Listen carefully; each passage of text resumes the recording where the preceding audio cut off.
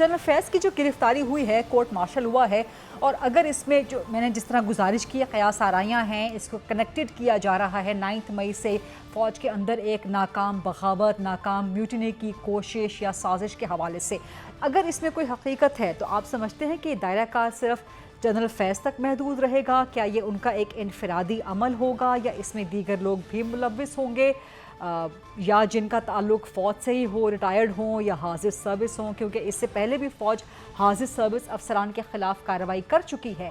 और क्या सिर्फ फ़ौज के अंदर ही लोग मुलव्विस होंगे या सिविलियंस भी होंगे?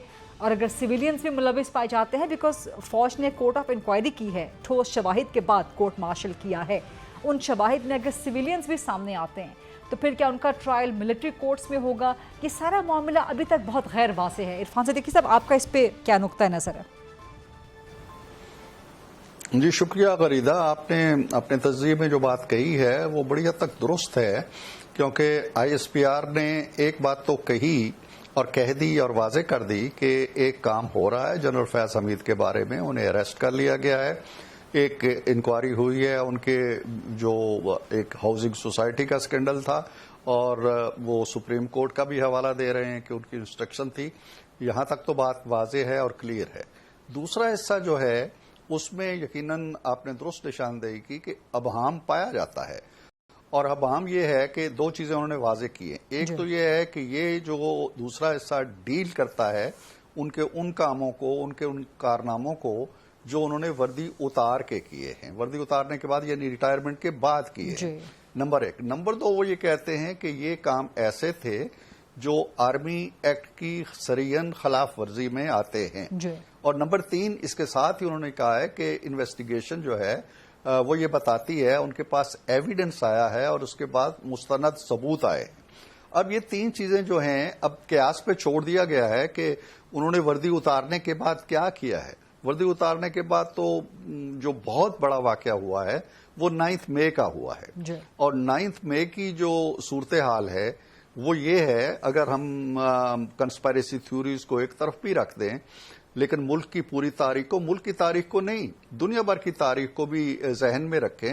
हमारे पड़ोस में एक बड़ा मुल्क है, वहां एहतजाज होते रहते हैं, अमेरिका में एहतजाज हो रहे हैं, अभी भी बरतानिया में एहतजाज हो रहे हैं, लोग निकलते हैं, अनरूली क्राउड होता है। यहां ये नहीं हुआ है, अनरूली क्राउड यहां नहीं थे, यहां थे मुनज्जम जत्थे जिनके टारगेट्स बड़े वाजे थे। गरीदा, असल मौजू ये है कि उनके टारगेट्स मर्दान से लेके और चकदरा से लेके कोयटा छावनी तक बड़े वाजे थे। उनके अटैक्स का रुख ही इधर था, या फौजी छावनियां थी, फौजी हेडक्वार्टर थे, कोर कमांडर के घर थे, फजाइया के अड्डे थे, ISI के दफातर थे, अस्करी प्लाजे थे। ये टारगेट है। ये किसने उन्हें बताया कि तुम ऐसा करो, तुम ऐसा करोगे तो फिर एक इश्तियाल उभरेगा फौज के अंदर, और फौज अचानक एक उभार आएगा और फौज के अंदर ये एक आवाज उठेगी कि ये क्यों हो रहा है और क्या हो रहा है, कैसे हो रहा है, हमारा सरबराह किधर है, हमारे शहीदों की कब्रें उधेड़ी जा रही हैं, उनके मुजस्समे गिराए जा रहे हैं। तो वो इश्तियाल पैदा होगा, और इश्तियाल का रुख एक ऐसे फर्द की तरफ मुड़ जाएगा जो ना खान साहब का पसंदीदा था, ना जनरल फैज हमीद का पसंदीदा था।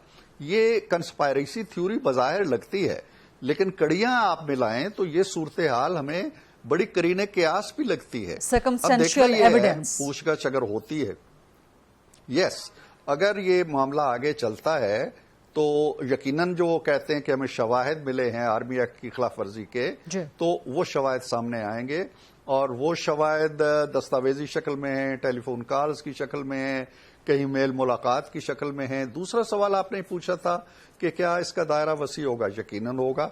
अगर वो पॉइंट आउट करते हैं कि जी हाँ मुझे फलाना फौज के अंदर से फलां जर्नैलों की या फलां की मदद हासिल थी, कुछ के खिलाफ तो एक्शन पहले ही हो चुका है 9 मई के बाद, वो बात फैलेगी। दूसरा, वो अगर ये कहेंगे कि जी हाँ सिविल में हमने ये फलां से मिलकर ये कंस्पायरेसी की थी या फलां से मिलकर प्लान हमें बनाया था, तो फिर सिविल लोग भी उसके अंदर आएंगे। बट ये सारी बातें हम सिर्फ एक मफरूजे की बुनियाद पे कर रहे हैं। तो यहीं पे सप्लीमेंट्री सवाल, इरफान साहब, यहीं पे सप्लीमेंट्री सवाल कि ये सब मफरूजे हैं, सब कयास आराइयां हैं, कि आप इस बात की जरूरत समझते हैं कि फौज को, ISPR को मजीद वजाहत कर देनी चाहिए उस प्रेस रिलीज के दूसरे हिस्से की भी, कि ऐसी कौन सी मुखालिफ सरगर्मियां थी आर्मी एक्ट की पोस्ट रिटायरमेंट? देखें जी जी गरीदा, देखिए जो कल की प्रेस रिलीज सामने आई है वो हमारी किसी डिमांड या हमारे किसी मुतालबे या मीडिया की वजह से या सियासतदानों की वजह से नहीं आई है।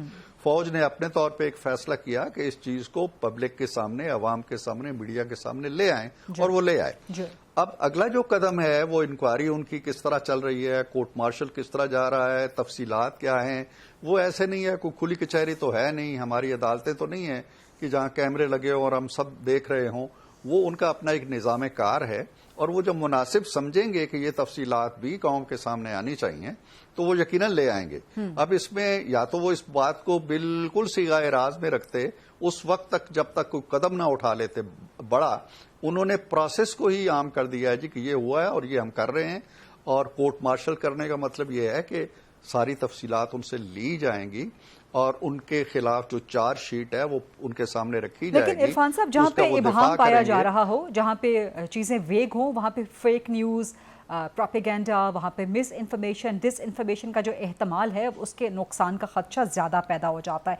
सो अगर इसमें, and that's again hypothetically speaking, ये एक बहुत बड़ा अगर है, अगर इसमें दीगर लोग भी मुलव्विस पाए जाते हैं जिनमें सिविलियंस भी शामिल हो जाते हैं, तो आपका क्या ख्याल है, आपका ज़ाती ख्याल क्या, अपना ख्याल या पार्टी का ख्याल क्या है कि वो इन्फॉर्मेशन फिर हुकूमत के साथ शेयर करनी चाहिए, मिलिट्री को वज़ीर-ए-आज़म के साथ शेयर करनी चाहिए, या कहाँ इंफॉर्मेशन आनी चाहिए? फिर मिलिट्री कोर्ट्स, जहाँ पर इस वक्त सुप्रीम कोर्ट का एक रुकावट, ऑब्स्टैकल, एक स्टे मौजूद है कंडीशनल, फिर उसकी सूरत हाल क्या होगी? क्या बानी पीटीआई का मिलिट्री ट्रायल हो सकता है? इन सब सवालात के साथ जवाब दे दीजिएगा।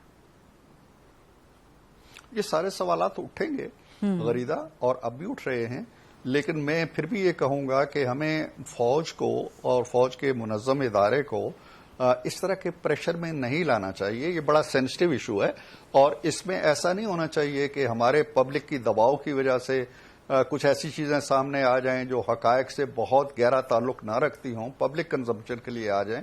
तो लेट द आर्मी डिसाइड कि उसने कब, किस वक्त, किस चीज को डिस्क्लोज करना है, ताकि मामलात जो हैं वो हमारे हाथ चढ़ के, मीडिया के हाथ चढ़ के तबसरों का और जायजों का और अफवाहों का और इसका मौजू न बन जाए और खेल तमाशा ना शुरू हो जाए। क्योंकि हम लोग मुतमईन नहीं होते ना। आज अगर वो एक चीज बता देंगे जी कि हाँ इसमें ये भी है, इसमें ये भी है, तो हम वहां मुतमईन नहीं होंगे। हम कल के शाम के शो में 2-4 चीजें और मांगेंगे उनसे, फिर परसों के 2-4 और मांगेंगे, जिससे ऐसा चलता रहेगा। So leave it to the army, जिन्होंने पहले हमें बताया है वो मुनासिब वक्त पे बता देंगे।